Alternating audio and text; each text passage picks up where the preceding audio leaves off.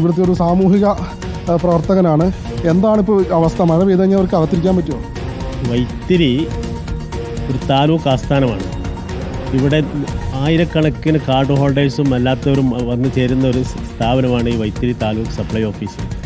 വളരെ ശോചനീയമായിട്ടാണ് ഇതിൻ്റെ അവസ്ഥ. നിങ്ങൾ മഴക്കാലത്ത് ഇവിടെ വന്ന് നോക്കേണ്ടിയിരുന്നു. ചുമരുകളൊക്കെ നനഞ്ഞ് പുതർന്നിട്ട് ആ ചുമരിൽ തൊട്ടാൽ ഷോക്കടിയും. ഈ സപ്ലൈ ഓഫീസർ ഇരിക്കുന്ന റൂമിൽ മൊത്തം വെള്ളം ചോർന്നിട്ട് അന്നത്തെ അവസ്ഥ നിങ്ങൾ ആ സമയത്ത് ഉണ്ടായിരുന്നെങ്കിൽ നിങ്ങൾ കാണുമായിരുന്നു. ബക്കറ്റൊക്കെ വെച്ചിട്ടാണ് വെള്ളം ഇങ്ങനെ ഉറ്റിയിരുന്നത്. ഈ അവരുടെ കമ്പ്യൂട്ടറൊക്കെ വെച്ചിട്ടുള്ള റൂമിൽ വെള്ളം ഉറ്റിയിട്ട് കമ്പ്യൂട്ടറും സാധനങ്ങളും ഫയലുകളും ഒരുപാട് നശിച്ചുപോയ കഥകളുണ്ട്. ഇതിൻ്റെ മുകളിൽ ഇപ്പോൾ റൂഫുണ്ട്. ഇത് മുമ്പ് ഒരു പത്രത്തിലൊരു വാർത്ത വന്നതിന് ശേഷമാണ് ഈ മുകളിലെ റൂഫ് ഇട്ടത്. വളരെ ശോചനീയമാണ് ഈ അവസ്ഥ എന്ന് പറഞ്ഞാൽ. എങ്ങനെയാണ് ഈ ജീവനക്കാർ അവരുടെ ജീവൻ പണയം വെച്ചാണ് ജോലി ചെയ്യുന്നത് വേണമെങ്കിൽ പറയാം. ഇവർക്ക് പുതിയൊരു കെട്ടിടം ഇവർക്ക് അനുമതി നൽകിയിട്ടുണ്ടെങ്കിലും ചില സാങ്കേതിക കാരണങ്ങൾ കൊണ്ട് മാറാൻ കഴിയാണ്ട് ഇപ്പോഴും വർഷങ്ങളായി, ഒന്നും രണ്ടല്ല വർഷങ്ങളായി ഇവരുടെ ഈ ദുരിതാവസ്ഥയിലാണുള്ളത്.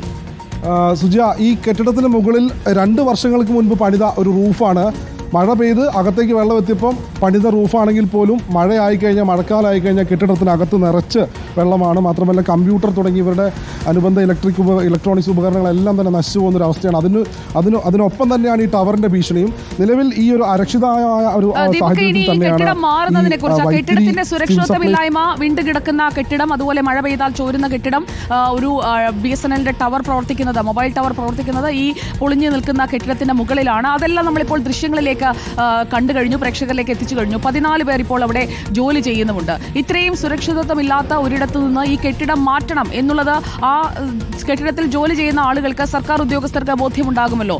അവർ ഇക്കാര്യം ആവശ്യപ്പെട്ടപ്പോൾ ഇതിന് ഒരു ഉത്തരവ് വന്നു എന്നാണ് മനസ്സിലാക്കുന്നത്. സിവിൽ സപ്ലൈസ് ഡയറക്ടറേറ്റിൽ നിന്ന് വന്ന ഉത്തരവിന്മേൽ തുടർ നടപടികൾ എന്തുകൊണ്ടാണ് നടക്കാതെ പോകുന്നത്? ദീപക്.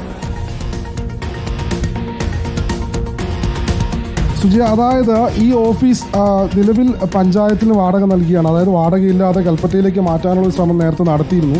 എന്നാൽ പിന്നീട് ADMന്റെ നേതൃത്വത്തിൽ വലിയ വിശദമായ രീതിയിൽ തന്നെ പരിശോധന നടന്നു. ഈ കെട്ടിടം ഇവർക്ക് ജോലി ചെയ്യാൻ പറ്റിയൊരു സാഹചര്യമല്ലെന്ന് മനസ്സിലാക്കി. പക്ഷേ ഇവിടെ നിന്ന് മാറുന്ന, അതായത് ഈ കെട്ടിടത്തിൽ ഇവിടെ നിന്ന് മറ്റൊരു പുതിയ കെട്ടിടത്തിലേക്ക് മാറുക എന്നൊരു ആവശ്യമായിരുന്നു ഇവിടുത്തെ ഉദ്യോഗസ്ഥരടക്കമുള്ള ആളുകൾ മുന്നോട്ട് വെച്ചത്.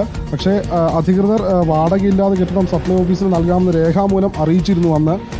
പക്ഷേ അത് ഇതുവരെ ലഭ്യമായിട്ടില്ലെന്നാണ് നമുക്ക് മനസ്സിലാകുന്നത്. ADM അടക്കമുള്ള ആളുകൾ നേരത്തെ ഇവിടെ പരിശോധനയുമായി വന്നിരുന്നു. ഇവർക്ക് സുരക്ഷിതമായ ഒരു സ്ഥലത്തിരുന്ന് ജോലി ചെയ്യാനുള്ളൊരു സാഹചര്യം ഒരുക്കണമെന്നുള്ള രീതിയിൽ വരെ ADM അടക്കം ഇടപെടൽ നടത്തിയെങ്കിലും പിന്നീട് എന്തുകൊണ്ടോ ചില സാങ്കേതിക കാരണങ്ങളാൽ മുന്നോട്ട് പോയില്ല എന്നാണ് നമുക്ക് മനസ്സിലാകുന്നത്. ഇതുമായി ബന്ധപ്പെട്ട് കൂടുതൽ പ്രതികരണം നടത്തേണ്ടത് വൈത്തിരി പഞ്ചായത്ത് അധികൃതരാണ്. അതായത്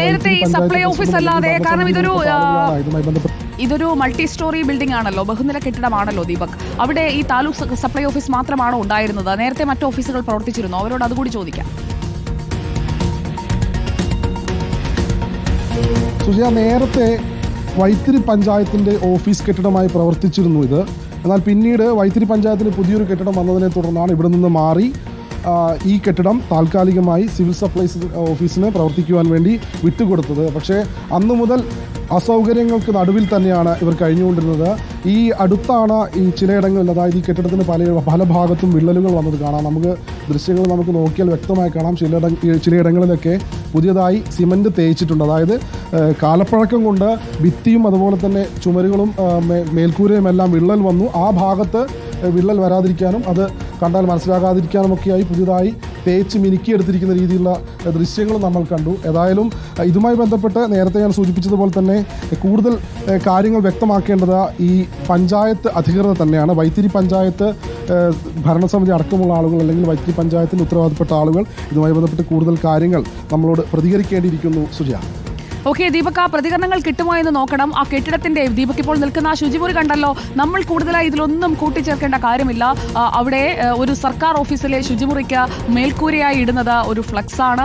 ആ കെട്ടിടം മഴ പെയ്ത് കഴിഞ്ഞിട്ടുണ്ടെങ്കിൽ ആ കെട്ടിടത്തിൽ പെയ്യുന്ന മഴയൊട്ടും പുറത്തു പോകില്ല എന്ന് അവിടെയുള്ള ആളുകൾ തന്നെ പറയുകയാണ്. ഒരു സർക്കാർ ഓഫീസ് ഇങ്ങനെ പൊട്ടിപ്പൊളിഞ്ഞ് കിടക്കേണ്ടതാണോ? നമ്മുടെ സംവിധാനങ്ങൾ എത്രയോ നല്ലതായാണ് പലയിടങ്ങളിലും നമ്മൾ കാണുന്നത്. എല്ലാ സർക്കാർ ഓഫീസുകളുടെ അവസ്ഥ ഇതാണ് എന്ന അഭിപ്രായമില്ല കേട്ടോ. പക്ഷേ ചിലയിടങ്ങളിൽ ഇങ്ങനെ ഇത് കാണുമ്പോൾ അതുകൂടി ഇതുകൂടി നമ്മൾ പരിഹരിച്ച് മുന്നോട്ട് പോകണം. കാരണം നമ്മൾ മുന്നോട്ട് കുതിക്കുന്ന ഒരു സംസ്ഥാനമാണ്, മറ്റ് സംസ്ഥാനങ്ങൾക്ക് മാതൃകയായി നിൽക്കേണ്ടതാണ്. അപ്പോൾ അവിടെയൊക്കെ ഇങ്ങനെയുള്ള കാഴ്ചകൾ വരുമ്പോൾ അത് നമ്മൾ തുറന്നു കാട്ടുകയും അത് പരിഹരിച്ച് മുന്നോട്ട് പോവുകയും വേണം. ഇവിടെ ഇപ്പോൾ ഈ ഒരു ഓഫീസിൽ ഇരിക്കാൻ താല്പര്യമുണ്ടായിട്ടല്ല 14 ജീവനക്കാരും അവിടെ തുടരുന്നത്. അവരുടെ ഗതികേടാണ്, അവരുടെ ദുരവസ്ഥയാണ്. വൈത്തിരി താലൂക്ക് സപ്ലൈ ഓഫീസിന്റെ ദുരവസ്ഥയ്ക്ക് കാരണക്കാർ ആരാണ്? കെട്ടിടം മാറാനായി സിവിൽ സപ്ലൈസ് ഡയറക്ടറിൽ നിന്ന് ഉത്തരവുണ്ടായിട്ടും നടപടി വൈകിപ്പിക്കുന്നത് എന്തുകൊണ്ടാണ്? അവിടെ ഉണ്ടായിരുന്ന പഞ്ചായത്ത് ഓഫീസ് പുതിയ കെട്ടിടത്തിലേക്ക് മാറ്റിയെങ്കിൽ എന്തുകൊണ്ട് ഇവർക്ക് കൂടി ഇരിക്കാൻ സുരക്ഷിതമായ ഒരു ഓഫീസ് നിർമ്മിച്ചു കൊടുക്കാൻ അല്ലെങ്കിൽ മറ്റൊരിടത്തേക്ക് മാറ്റാനായിട്ടുള്ള നടപടി ഉണ്ടാകാതെ ഇരിക്കുന്നത്?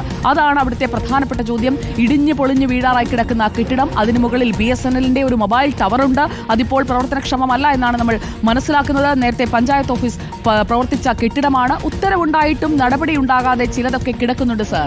എല്ലാം കൂടി ഇടിഞ്ഞു പൊളിഞ്ഞ് വീണിട്ട് പിന്നീട് അതിന്മേൽ നമ്മൾ പരിതപിച്ചിട്ട് കാര്യമുണ്ടോ? അതുകൊണ്ടാണ് വൈത്തിരിയിലെ ഈ കാഴ്ചയെ നമ്മൾ പ്രേക്ഷകരിലേക്ക് എത്തിച്ചത്. വൈത്തിരി താലൂക്ക് സപ്ലൈ ഓഫീസിൽ നിന്ന് നമ്മൾ ഒരു ചെറിയ ഇടവേള എടുക്കുകയാണ്. ഇടവേളയ്ക്ക് ശേഷം നമ്മൾ വീണ്ടും ഒന്ന് പോകും അങ്ങ് തിരുവനന്തപുരത്തേക്ക്. തലസ്ഥാനത്തെ താലൂക്ക് ഓഫീസിന്റെ അവസ്ഥ എന്താണ് എന്നുകൂടി നമുക്കൊന്ന് നോക്കാം. എല്ലാം കൂടി ഇടിഞ്ഞു പൊളിഞ്ഞു വീഴുമോ? നമ്മൾ ചോദിച്ചുകൊണ്ടേയിരിക്കും. ഇത് ജനങ്ങൾക്ക് വേണ്ടിയാണ്, അവിടെ ജോലി ചെയ്യുന്ന ജീവനക്കാർക്ക് വേണ്ടിയാണ്.